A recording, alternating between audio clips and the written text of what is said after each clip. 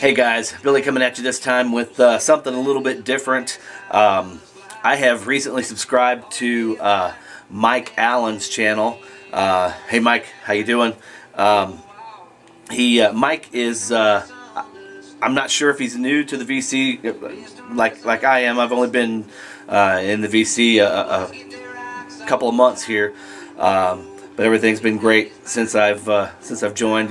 Y'all have been tremendously welcoming, and I appreciate that. And Mike is a guy that I stumbled upon his channel through somebody else's channel or whatnot. But Mike shows first, he seems like a really good dude. Love his accent. Of course, I have an accent to a lot of people, but Mike has a killer Irish sounding accent. I'm assuming it's an Irish accent. I'm not sure exactly where Mike is from, but love his accent. It reminds me of like the Sons of Anarchy arms dealer dudes.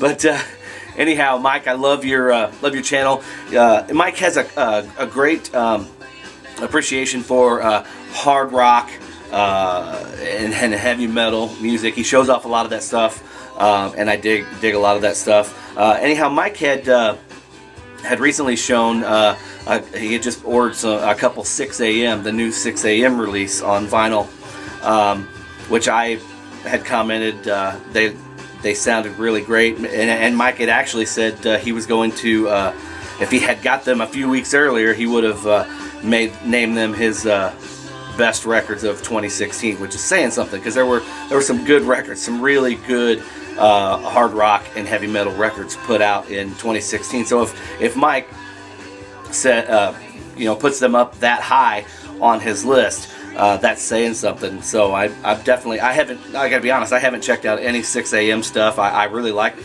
Motley Crue, especially the older stuff. And funny thing, I took my son to his first concert. He was either 8 or 9 years old. He's 17 now. But his first concert was Motley Crue. This was back when he was a easily impressionable youngster and listened to the music that his dad listened to, and so he had a good taste in music, because Dad has a good taste in music. So he was listening to Motley Crue and Guns N' Roses and Metallica and Megadeth, and he even listened to some Garth Brooks and Trent Willman, Jeffrey Steele, Montgomery Gentry. He had a pretty good broad range of music. Anyway, we went to his first show, Motley Crue, fourth row, right in front of Nikki Sixx, and it was so cool. He had on his Dr. Feelgood t-shirt as an 8-year-old, and I videotaped him. He's over here to my left, and I've got a couple clips. I may share them with you guys at some point, but I think they're so cute. He's singing along to "Kickstart My Heart" and "Dr. Feelgood," all the hits. And I got him doing "Shout at the Devil." It's really cool. At one point, he takes a big breath in and gets a breath of some of that good air, if you know what I mean. And he starts coughing. It was pretty funny, pretty classic. The wife really enjoyed that one, let me tell you. But getting back to the original point here, Mike had shown some 6 a.m. 6 a.m. records that he had purchased, and they had download codes, and he's gonna come up with a contest. He came up with a little contest, a little giveaway, which I think is really cool, by the way. It's a great concept, a great discussion starter. Made me think a little bit. Made me think a little bit more than I really wanted to, honestly, because it was a two-part thing. We all, our music taste, our taste in music change as we get older. I don't know why. Maybe we just like Mike put it. you listen to music with a little more of an open mind and a level head, maybe. And I think I definitely know that is the case with me as I get older. I listen to things that I never would have given the time of day or a chance when I was younger, when I was in high school or even prior to. There's several artists that I listen to nowadays that I never would have. And then the other part of Mike's point or question was, what do you listen to? What artist or band did you listen to back then that you really just don't get now? You either can't stand it or just it's like, what the hell was I thinking? And there's that part of the question, Mike, was a lot harder for me because in my stuff that I listen to nowadays, like my collection, I don't have a whole lot of stuff that I don't like. I do have a couple things though that as I was going through, once you posed this question, I was going through trying to find something that fit that bill, that description, and to show off and to talk about. And it was very hard because I like a lot of my stuff, even the stuff from when I was a kid. I will say one honorable mention would have been Culture Club. I actually went as far as pulling out the Culture Club Color by Numbers record because I have not listened to it in years. I pulled it out, put it on the turntable because I wanted to make sure that, do I really hate this record? Do I just not like it or whatever? And there were a couple things that I liked. A couple things because I used to play the shit out of that record as a kid, but now not so much. Did I love it? No. Did I hate it? Not necessarily. But there was one other that I was just like, what the fuck was I thinking when you see what my choice is. But I still have it. Actually, I have 2 copies of this in my collection. So, getting to the point, first part of your question: what did you listen to in the past, in your previous life, or when you were a kid, or in high school? What did you listen to that you're like, why? Like you just can't stand now? My choice for that, like I said, that was the hardest part. My choice for that is 2 Live Crew, Nasty as They Want to Be. I played the shit out of this record to the point to where I was 15 when this record came out. So just getting ready to get I know I had my permit. Didn't have my driver's license yet, but I had my permit. I was driving around with my dad, and I had the cassette at the time. And I had the balls to play this with my dad in the truck as we're driving around before I had my license. And he looks at me and he's just like, what is wrong with this fucking kid? I mean, you should have seen the look on his face. Anyhow, we got through Me So Horny and probably Put Her in the Buck. And when it came to Dick Almighty, Dad was like, this shit's gotta go, and kicked it out. And he's like, my dad, he talks real slow and real low. He's like, you can listen to that shit, but you better not let your mom catch you listening to that nasty shit. I thought, I'll never forget that. Anyway, I wore this out. I got my driver's license, played it. I probably went through 2 cassette copies of this, and being the completist that I am, and being at where I am in my life now, where I'm kind of chasing nostalgia. I don't know if I'm trying to get back my youth. I don't know why. Why do we do dumb shit like this? But it's like I want to go back and get the stuff that I had when I was a kid that reminds me of when I was a kid. I don't know. It's kind of stupid, but anyway. Not only do I have 1 copy of this record that I put on, and I'm like, what the fuck? Why? I have 2 copies of this record, but that's my choice for things that I used to just jam and not I wouldn't listen to it today. I listen to it. Don't get me wrong. I still like a couple of the tracks. I can still listen to Me So Horny. They're more novelty things though. They're funny. They're humorous. Dirty Nursery Rhymes and Me So Horny and a couple others. But you get the point.